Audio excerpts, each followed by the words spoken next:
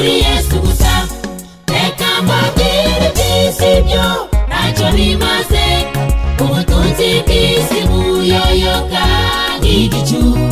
Tutibagurwa duhungire kuri Yesu.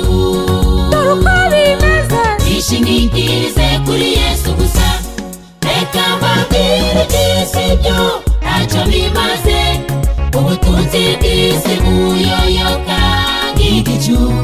Tutibagurwa duhungire kuri Yesu.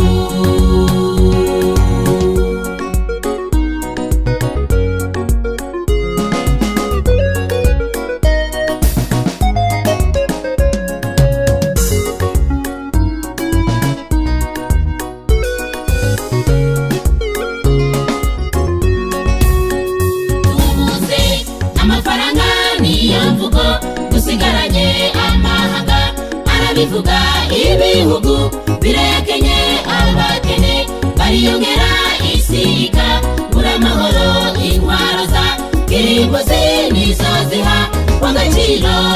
dore uko bimeze, Twishingikirize kuri Yesu gusa.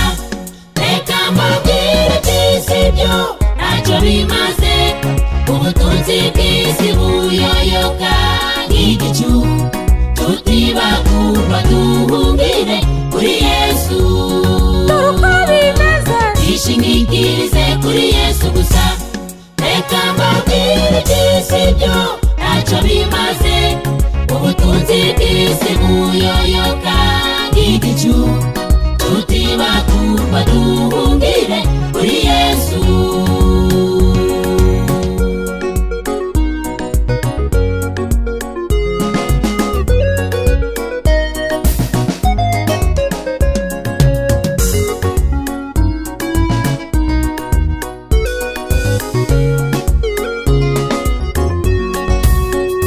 Ibyaha birakomeza, amahoro tukayabura, abantu baratemana, amoko asubiranamo, kurasana no guhangana n'iby'abantu bashyigikiye Mwami Yesu. Turagusabye dutabare, turazimiye. dore uko bimeze, Twishingikirize kuri Yesu gusa. Reka mbabwire iby'isi byo ntacyo bimaze, ubutunzi bw'isi buyoyoka nk'igicu. Tutibagurwa duhungire kuri Yesu. dore uko bimeze, Twishingikirize kuri Yesu gusa.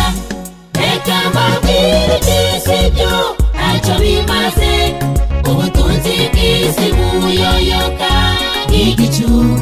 Tutibagurwa duhungire kuri Yesu.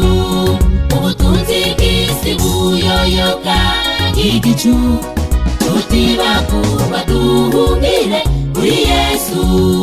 Ubutunzi bw'isi buyoyoka nk'igicu. Tutibagurwa duhungire kuri Yesu.